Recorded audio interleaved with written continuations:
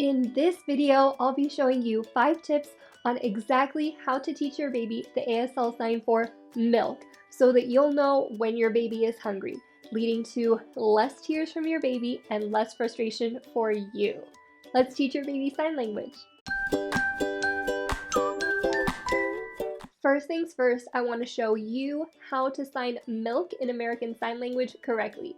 You are going to open and close your fist twice with your thumb over your knuckles. Milk, milk. There are a few common errors that come up with this sign whenever people are trying to make it. So if you want to see that a little bit more, then definitely check out this video right here, and I will also link it in the description box. Say hi, Flynn. Hello. There are 5 tips that you can keep in mind whenever you are teaching your baby the ASL sign for milk, and these tips are going to help your baby learn the sign the fastest so that they'll be able to tell you whenever they're hungry. The first tip for how to teach your baby the sign milk is repetition. You want to make sure that you are repeating the sign not only whenever you are giving your baby milk and having a feeding, but several times throughout a feeding. And this is really going to help your baby make the connection between the sign and their hunger and getting milk. What does this look like?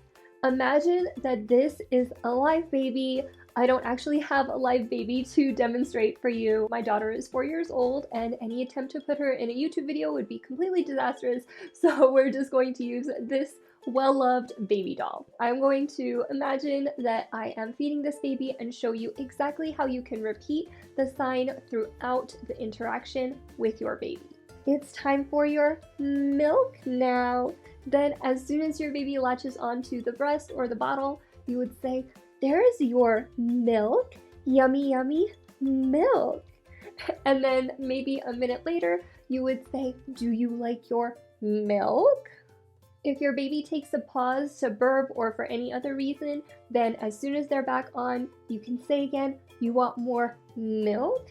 Here's your milk." And then at the very end, you can say, "Your milk is all done." If you also know the signs for more and all done, you can also add them in as well during the feeding with your baby. By repeating the sign so many times during every single feeding, your baby will start to make the connection between the sign for milk and the act of being fed. And the sooner that they're able to make that association, the sooner that they'll be able to tell you the sign for milk whenever they are hungry and want to be fed.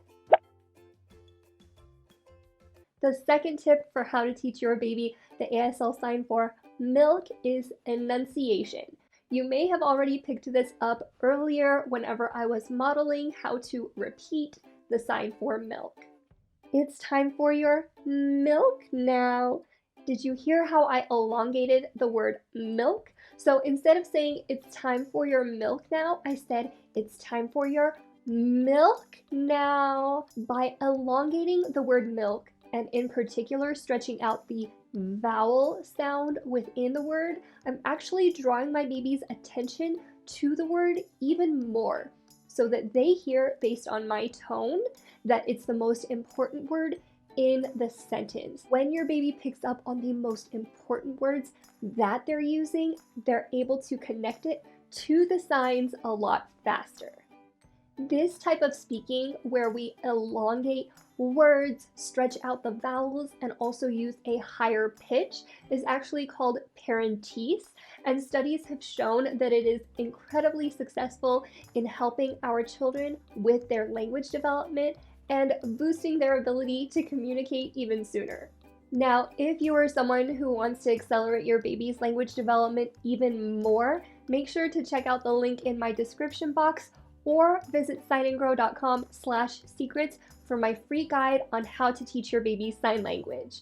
These tips in that guide are exactly what I used when I was first teaching my own daughter how to use sign language to communicate early, and it saved us so much time and so many tears.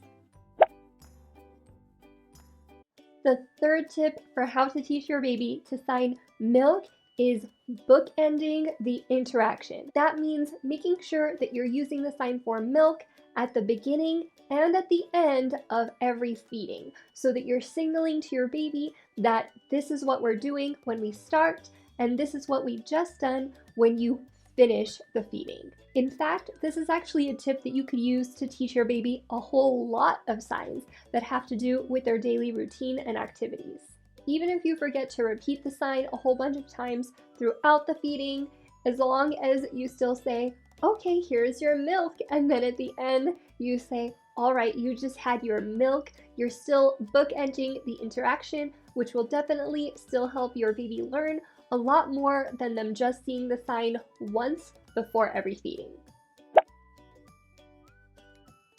Tip number 4 for how to teach your baby the ASL sign for milk is to use the sign no matter what type of milk you are giving your baby. That's right, whether you're breastfeeding or bottle feeding, combo feeding, or even if your child is old enough to have real milk, you can still use the ASL sign for milk with all of those things. The reason that we want to do that is because we want our child to be able to use the sign for milk to communicate their hunger to us, so that we're able to fulfill that hunger that they're going to have whenever they want milk, no matter what type of milk is available to us in that moment.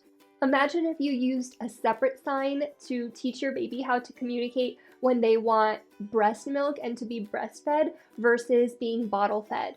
And then for whatever reason, you couldn't breastfeed anymore. It would be really tough to see them requesting to be breastfed when you're not able to fulfill that desire for them. So really, we want this sign to be used to communicate their need, not their desire for how they want to be fed. We want to just know when our baby is hungry so that we can give them whatever milk we have available to them in that moment. The final tip for how to teach your baby the ASL sign for milk is consistency. You want to try to be as consistent as possible. And speaking as someone that consistency was really tough for, it is okay if you forget to show your baby the sign for a few feedings or a few days and then come back to it. The more consistent that you are with signing to your baby, the faster that they will start signing back to you, of course. Keep in mind that parents who start signing to their baby around 6 months old or sooner will typically see their baby start signing back between 9 to 12 months old. So it may look like your baby isn't learning anything for a while, but trust me, that consistency will really pay off in the long run, and your baby will still be able to communicate to you long before they're able to say the words out loud. Don't think, oh, I missed a few days, forget it, it's not worth it anymore. It is totally worth it. Just pick up right back where you left off. Your baby is probably not going to know the difference, and it's going to be totally fine. In the meantime, you might even notice that your baby starts to give you reactions whenever you are using the sign for milk long before they start signing back. And those reactions indicate that your baby is comprehending the sign, which is such an important first step before they start signing back. At this point, you may be thinking, okay, this is great. What other signs can I teach my baby? Check out this playlist right here that has over 100 of the top signs to teach your baby, and be sure to subscribe so that you get more videos on how to teach your baby sign language. Thanks so much for watching, and happy signing!